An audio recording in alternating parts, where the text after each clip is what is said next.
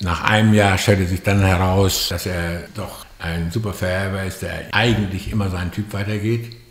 Wenn wir hier auf der Fohlenschau 200 Fohlen hatten und da waren 42 Sandrohit, dann konnte ich Ihnen 41 Mal sagen, das ist ein Sandrohit, ohne die Papiere zu sehen. Stempelhengste, Väter unserer Reitsportlegenden. Wer sind sie, die bedeutenden Hengste, die der deutschen Pferdezucht ihren Stempel aufgedrückt haben?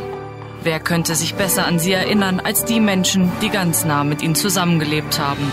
Ihre Züchter, Entdecker, Pfleger und Reiter. Wir interessieren uns für die Geschichten der Hengste, ihren Werdegang, ihre Erfolge und ihre Eigenheiten. Jeder Stempelhengst hat eine Geschichte und wir wollen sie erzählen. Stempelhengste. Hallo und herzlich willkommen zu einer weiteren Folge vom Stempelhengste-Podcast. Hallo Ina. Hallo Lynn, auf ein neues. Genau, auf ein neues. Ihr hört es vielleicht im Hintergrund, ist bei uns heute ein bisschen was los. Wir sind nicht wie sonst bei uns im Verlag, sondern wir haben heute einen besonderen Sendeort. Ja. Ja, wir sind auf der Messe Pferd und Jagd bei uns am Stand vom Paragon Verlag. Was in der Tat sehr gefährlich ist, ja, in der Vorweihnachtszeit auf so eine Pferdemesse zu gehen. Ich weiß nicht, rumgelaufen sind wir noch nicht, aber ja, die Versuchung ist überall. Genau. Brauchen wir nicht noch eine Schabracke? Ist da nicht noch das eine Halfter, das unbedingt mit muss? Genau, man kennt es ja nicht anders. Wir sehen ja auch die ganzen Leute, die hier an unserem Stand vorbeiziehen, schon bis oben hin bepackt sind.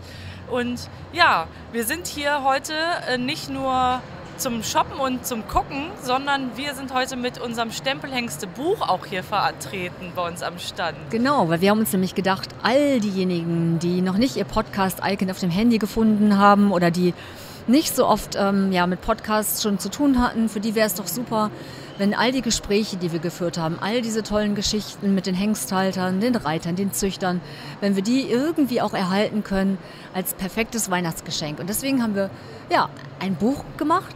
Genau. Gespräche sind drin. Ja, wir haben das Buch zum Podcast gemacht, in dem nochmal halt, wie gesagt, alle Interviews zu sehen sind. Und das Buch ist ab dieser Woche bei uns auf der Homepage, also vom Reitsportmagazin, zu bestellen. Ganz einfach über PayPal zu bezahlen. Und ja, oder die Leute auf der Messe können es natürlich auch direkt kaufen. Und wir sagen nachher am Ende auch nochmal ganz genau, wie man auf den Link kommt. Ja, und in den Shownotes werde ich das auch nochmal verlinken, dass ihr direkt zu der Seite kommt, wo ihr die Bestellung aufgeben könnt. Es ist wirklich ein cooles Geschenk, gerade für, wenn ihr Züchter kennt oder ältere Menschen, die sagen, ich interessiere mich sehr für die Geschichten, aber Podcasts, das finde ich so nicht. Dafür ist das Buch perfekt. Also es ist so ein DIN A4-Format, Hardcover, total auch, finde ich, ganz hochwertig gemacht. Ja, tolles Papier und tolles Design. Mir gefällt es sehr gut. Aber jetzt genug vom Buch und von der Messe. Wir befassen uns natürlich auch in dieser Folge wieder mit einem Hengst und diesmal ist es Sandrohit. Mal wieder ein kleiner Dressurkracher, den wir uns herausgepickt haben. Auch eine Legende. Wir waren bei Paul Schockemöhle, haben mit ihm gesprochen. Und was mir gar nicht so bewusst war, ist, dass Sandrohit ja der Begründer ist seiner Deckstation. Also vorher hatte Paul Schockemöhle ja den Schwerpunkt auf Verkauf und Ausbildung. Und durch Sandrohit im Grunde begann seine Ära als Züchter oder beziehungsweise als Hengsthalter. Ja, man hat es auch im Gespräch gemerkt, dass auch Sandrohit für ihn ein besonderer Hengst ist und nicht irgendein Pferd. Also ist wieder mal sehr deutlich geworden, dass er da eine besondere Bindung auch hat. Was auch schön war, ist, Sandrohit steht bei ihm in Möhlen. Und wir sind durch den Stall gegangen und haben dann Sandrohit auch besucht. Wir haben ihn rausgenommen. Er ist auch mittlerweile hochbetagt, aber man sieht es ihm nicht an. Ne? Er ist täglich im Deckeinsatz nach wie vor und ist eine echte Erscheinung. Also auch hengstig genug. Ne? Der hat uns auf jeden Fall gezeigt, was er noch kann, als wir ihn nur mal kurz aus der Box geholt haben. Genau, beinahe über den Hof geschleppt. Aber ganz toll und war auch eine Begegnung. Also wirklich schön. Ja, hören wir doch einfach mal in euer Gespräch rein. Gut.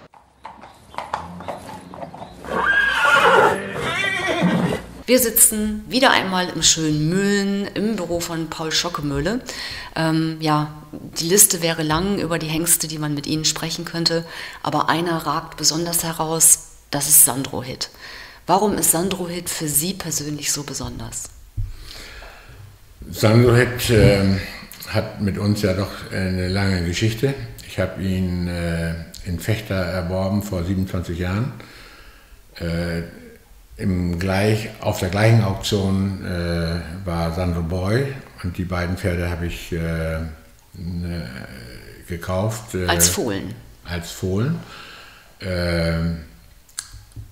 Beide waren in gewisser Beziehung, oder nicht in gewisser Beziehung, sondern auch in direkter Linie Sandro Nachkommen, den ich auch vorher schon hatte.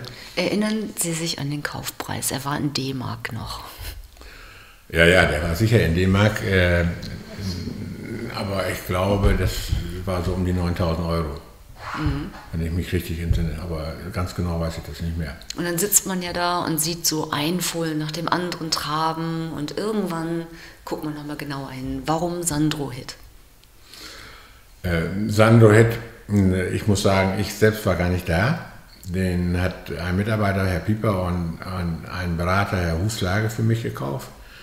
Beide Pferde, beide Fohlen, und haben dann einmal telefoniert und gesagt, das sind beides Ausnahmetypen.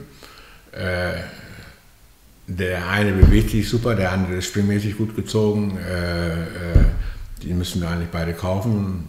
Habe denen Vollmacht gegeben und haben die dann auch gekauft. Und Sandro Hit bestach schon durch seine Schönheit als Fohlen und auch durch seine Bewegung anderen Fohlen heraus, und mich wunderte es, dass er nicht das teuerste Fohlen war. Und wie ist das dann? Sie kaufen 2 Fohlen und die kommen dann erstmal zum Aufwachsen in die Hengstherde hierher, oder gingen die nach Mecklenburg-Vorpommern? Die sind nach Mecklenburg gegangen, ja. Sind beide in Lewitz aufgewachsen. Und wie oft fahren Sie denn dahin? Und wann? Eigentlich während der Wechselsaison jede Woche. Jede Woche die Stuben, die gefohlt haben, mit den Hengsten wieder an, macht das selbst noch, nach wie vor.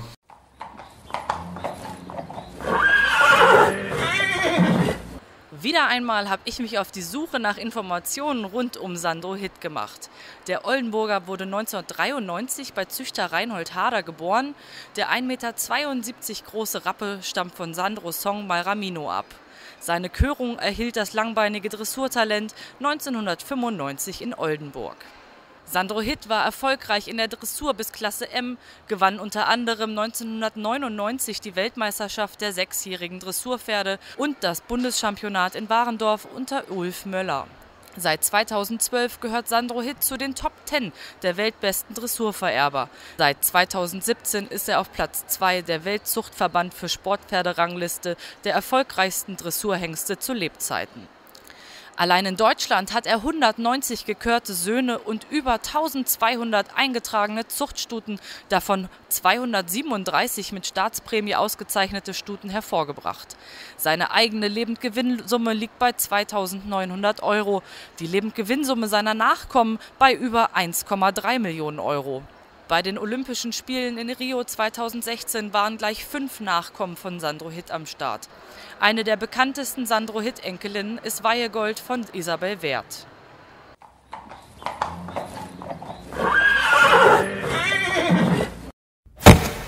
Werbung. Das Reitsportmagazin ist seit mehr als 35 Jahren der verlässliche Partner für Turnierreiter im Pferdesportverband Hannover und Bremen. Mit den Turnierausschreibungen und ausführlichen Berichten zu allen nationalen, internationalen und regionalen Events sind die Leser immer auf dem Laufenden. Im Abo verpassen Sie keine Ausgabe. Alle Informationen zum Abo und zum Reitsportmagazin finden Sie auf www.reitsport-magazin.net, aber wir werden den Link auch nochmal in unseren Shownotes vermerken. Ja, wenn Hengste in der Hengsthaltung so ausgewildert aufwachsen, wie oft sind Sie hingefahren nach Lewitz? Wie oft haben Sie sich die angesehen, die beiden? Ich bin fast jede Woche in Lewitz. Hauptsächlich kümmere ich mich da um die Zucht, natürlich auch um Organisation des Betriebes. Sehen natürlich nicht alle Pferde wöchentlich, sondern schaue mir die Stuten an, die gefohlt haben, paare sie wieder neu mit Hengsten an, wo ich glaube, dass sie passen. Mache einige, wenn sie sich sehr gut vererbt haben, zu Spenderstuten. Wir haben sehr viele Embryos. Wir machen relativ viel Embryotransfer in Lewitz und wenn sich dann eine Stute nicht so toll vererbt hat, dann soll sie trotzdem Fohlen kriegen, aber eben als Empfängerstute. Und dann bei der Gelegenheit gucken Sie dann auch mal über die Herden, wie die alle vor sich hin wachsen. Und dann hatten Sie irgendwann Sandro Hitt auch wieder im Blick. Ja, wir haben dann, ich sehe alle Pferde mindestens zweimal im Jahr. Das einmal einen ganz sicheren Termin, da fange ich am zweiten Weihnachtstag mittags an, mache dann mit unserer Freispringtruppe durch, egal ob Samstag, Sonntag bis Silvester mittags. Und wenn wir den Jahrgang noch nicht geschafft haben, der dann zweijährig wird, dann machen wir am 2. Januar morgens um 8 Uhr weiter, bis der Jahrgang durch ist. Und ich glaube, da würden viele alles für geben. Da würden viele alles für geben, einmal dabei zu sein, das mitzuerleben. Gut, haben wir auch manchmal Besucher, aber es ist auch aus hygienischen Gründen nicht gut, wenn in so einem großen Betrieb immer sehr viele verschiedene Pferdeleute rumlaufen. Und die Dressurpferde werden dann gesondert begutachtet? Die Dressurpferde werden gesondert gesehen, aber sie werden auch, kommen auch alle einzeln in die Halle, guckt man sich Schritt, Trab und Galopp an, guckt man sich den Typ an, guckt eben, wie man als Pferdemann ein Pferd anschaut, ist das vielleicht ein Hengst, will man mit dieser Stute weiterzüchten oder wollen wir die jetzt gleich zum Reitpferd machen und so weiter. Also das entscheiden wir schon sehr häufig dann zweijährig. Und dann trabte Sandro Hitt vor Ihren Augen her. Ja, Sandro Hitt war dann schon ein Ausnahmetyp, der groß gewachsen, langbeinig. Was hat er? 1,74? So, ich würde sagen 72, 73. Ist eben doch langbeinig, sieht aus wie ein Veredler. Also Sandro Hitt ist ein echter Hingucker, also ein richtig lackschwarzer Rappe. Der stellte sich dann heraus, dass er eben von seinen Möglichkeiten in der Bewegung und seinem Aussehen her als Hengstkarriere machen sollte. Und dann werden im Mai, Juni diese Hengste gesondert gestellt, trainiert für die für die Körung und so ist das auch mit Sandro Hitt und Sandro Boy gelaufen. Und dann war irgendwann klar, gekört in Fechter? Fechter. Genau, und dann sollte er seinen Weg gehen, also Ausbildung, erste Hengstschauen, Sandro Hitt wurde der Öffentlichkeit vorgestellt. Wie waren die ersten Reaktionen? Sandro Hitt war am Anfang doch wesentlich schwieriger, als wir geglaubt hatten. Er hat keine besonders gute Hengstleistungsprüfung gemacht. Wo haperte es? Ich glaube, wir hatten einfach den falschen Reiter drauf. Dann wurde er auch nicht so angenommen von den Züchtern. Ich selbst habe an ihn geglaubt und auch ihn benutzt, relativ viel. Dann habe ich ja einen Partner für die PSI-Auktion, Herrn Kasselmann, ein junger Mann bei ihm, Ulf Möller. Der hat ihn dann für mich zum Reiten übernommen und der hat dann sofort den Draht zu ihm gefunden. Welche Stuten haben Sie empfohlen? Grundsätzlich, wenn man Dressurzucht betreiben will, müssen die Dressurstuten auch richtig Qualitäten haben, von der Bewegung her, von der Formation,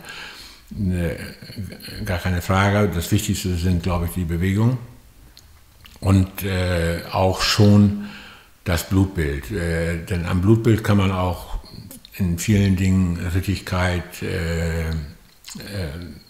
vorausahnen. Von einzelnen Pferden weiß man, die sind unrittig. Donnerhall war da ein Gegenbeispiel. Deswegen hat er auch Riesenkarriere gemacht als Stempelhengst in der Dressurpferdezucht. Und Das war bei Sandro Hitt dann erst alles nicht so toll und dann, wie gesagt, mit Ulf Möller hat er einen Reiter gefunden, der den richtigen Draht hatte, wurde dann auf Anhieb Weltmeister der 6-jährigen Dressurpferde und auch Deutscher Meister und dann kam auch der Zuspruch der anderen Züchter. Und er wurde wahrgenommen auf einmal. Und nach einem Jahr stellte sich dann heraus, dass er doch ein super Vererber ist, der eigentlich immer seinen Typ weitergibt. Wenn wir hier auf der Fohlenschau 200 Fohlen hatten und da waren 42 Sandro Hitt, dann konnte ich Ihnen 41 Mal sagen, das ist ein Sandro Hitt, ohne die Papiere zu sehen. Also hat sich richtig dominant vererbt im Positiven. Absolut. Und Sandro Hitt war ja auch maßgeblich für Ihre unternehmerische Entscheidung. Sandro Hitt war eigentlich, ich hatte vorher schon mal ein bisschen Hengste, aber das war mehr Hobbykram. Sandro Hitt war tatsächlich der Begründer unserer Hengststation. Der war dann sehr erfolgreich und dann haben wir uns um weitere Hengste gekümmert und versucht, gute Hengste zu finden und so ist die Station gewachsen und im Moment sind wir ganz zufrieden. Und wo lag bei Ihnen immer der Schwerpunkt? Auf der sportlichen Karriere von ihm, um das Marketing drumherum zu haben, den Gesprächswert, oder war es dann die Zucht, die Nachzucht? Das war schon die Zucht, gar keine Frage. Er wurde dann 6-7 Jahre lang sehr, sehr stark frequentiert, sodass gar keine Zeit und Möglichkeit war, ihn sportlich rauszubringen. Wir sind ja nicht ein staatlicher Betrieb, wo es Samstag und Sonntag keinen Samen gibt, sondern Nachfrage und der Markt war eben da. Und er war dann auch am Anfang alles nicht so einfach. Ihm wurde dann auch, als die Pferde dann zum Reiten kamen, nachgesagt, dass sie eben doch keine tollen Dressurpferde sind. In der Zwischenzeit hat er das widerlegt. Er war 4-mal Pferd des Jahres in Amerika, Dressurpferdevererber. Er war hier sehr erfolgreich auf dem deutschen Bundeschampionat. Es gibt sicherlich mindestens 10 Bundeschampions von Sandro Hitt. Es gibt, glaube ich, mindestens 10.000 Pferde, die Sandro Hitt Blut in ihren Adern haben. Wie ist die Rückmeldung der Züchter? Also welche Charaktereigenschaften, welche Stärken gibt er mit? Er gibt erstmal seinen Typ weiter und das sehr, sehr dominant. Sein Galopp ist super, sein Trab ist gut, sein Schritt ist ordentlich, wenn wir das mal so sagen. Aber eben nicht überall außergewöhnlich. Aber er hat, wenn er dann auf die richtigen Stuten getroffen hat, doch auch gute Sportpferde geliefert. Wenn wir jetzt mal speziell an Dorothee Schneider, die hat eigentlich immer mit Sandro Hitt Blut große Erfolge gehabt, Showtime und ihre anderen Pferde. Und er ist inzwischen auch Zweiter der Weltrangliste nach De Niro in der Welt. Also das als zweiterfolgreichster Dressurhengst der Welt. Ich glaube, das sagt schon einiges aus. Ja, eine lebende Legende. Er steht hier noch in Möhlen. Wir gehen gleich mal hin, schauen ihn uns auch nochmal an. Wie ist er als Pferd? Wie benimmt er sich im Stall? Ist er der König oder eher dann bescheidener Star? Nicht bescheiden, aber er ist aber eigentlich in seinem Gehabe ganz normal als Hengst zu sehen. Also das ist nicht so, dass er hier Nachsehen hat oder wir besondere Dinge um ihn herum machen. Er steht ganz normal in seiner Box und macht seinen Job. Ja, also wir haben mit Hena Klatte ja mal gesprochen über Argentinus und er sagte, der hat immer in eine Ecke seinen Haufen gemacht. Hat Sandro Hitt auch Eigenarten? Eigentlich keine besonderen. Er hat dann nachher er wird auch bei uns noch nach wie vor spazieren geritten und die beste Eigenart, die er hatte, war eigentlich, dass er nie krank war. Mhm. Ja, Respekt und er ist viel wert. Jetzt 27 und hat noch hervorragenden Samen. Also ist immer noch im Deckeinsatz? Ja. Wie ist die Nachfrage? Hat in diesem Jahr noch über 200 Stuten gedeckt. Verrückt, weltweit vermutlich? Hier in Deutschland. Weltweit, glaube ich, eher 300. Und wenn Sie durch den Stall schlendern, haben Sie denn immer noch mal für ihn eine Möhre in der Tasche? Oder? Ja, oder ein Stück Zucker, ab und zu, ja. Kennt er Sie? Ich glaube, ja. Weiß, wer der Chef ist. Ja. Aber gut, hier gibt es viele Pferde, ne? Das ist richtig. Und das ist natürlich auch hier im Wirtschaftsbetrieb. Aber es sind ja diese Pferdelegenden, Stempelhengste. Und zum Abschluss unseres Podcasts stellen wir immer die Frage, vervollständigen Sie bitte den Satz. Sandro-Hit ist für mich der Start einer sehr erfolgreichen Deckstation. Und herzlichen Glückwunsch dazu nochmal. Vielen, vielen Dank, Herr Schauke-Möhle, für Ihre Zeit. Und jetzt gehen wir in den Stall, oder? Ja, können wir. Gut.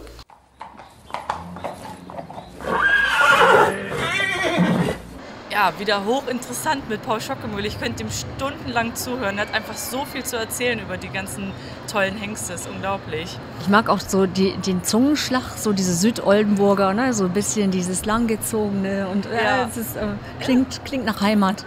Sehr schön. Also kann man ihm stundenlang zuhören, finde ich. Aber auch beeindruckend, ne? Sandro-Hit, Dressurvererber, steckt ja überall drin, führt die Weltranglisten an.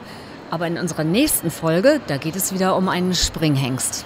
Ja. Wir waren in Bad Essen, wir haben Eva Bitter besucht. Und das erste Mal eine Frau als Protagonistin einer unserer Folgen, freue ich mich auch sehr drüber. Ja, und das Gespräch war auch wirklich ganz besonders. Also wir reden mit ihr natürlich über ihren Staccato und all das, was sie mit ihm erlebt hat.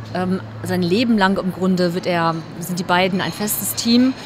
Und spannende Geschichten und auch da hört man, so viel können wir schon verraten, dass Staccato auf jeden Fall mehr ist als nur irgendein Pferd im Stall, sondern ja, bei denen im Stall wird er ja auch der König genannt. Ja. Und ich denke mal, diesen Spitznamen wird er nicht ohne Grund bekommen haben. Das konnte man noch richtig merken bei unserem Besuch. Sag mal, Lynn, haben wir eigentlich schon über unser Buch gesprochen? Ach ja, das Buch. Gut, dass du es nochmal ansprichst.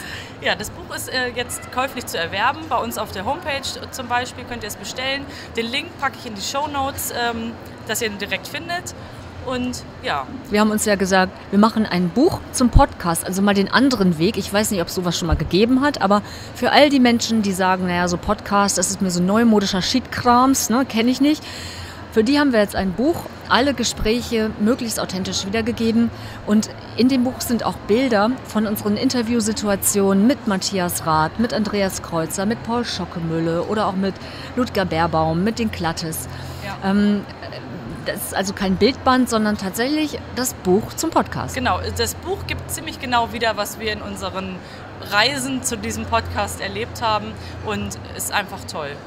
Hardcover 19,90 € zu bestellen über die Seite vom Reitsportmagazin. Ganz genau. Ja, und bis zu unserer nächsten Folge, in der es um Staccato geht, folgt uns natürlich auf Instagram, abonniert diesen Podcast, um keine Folge zu verpassen. Schickt uns gerne euer Feedback an podcast@paragon-verlag.de. Auch immer gerne weiter noch Anregungen, welche Hengste wir noch unbedingt besuchen sollen. Genau. Ja. Und bis dahin wünschen wir euch eine schöne Adventszeit. In 14 Tagen kommt dann ja auch schon wieder unsere Folge. Und um wen es da geht, verraten wir dann euch natürlich in der Staccato-Folge. Ganz genau. Ciao. Stempelhengste. Väter unserer Reitsportlegenden.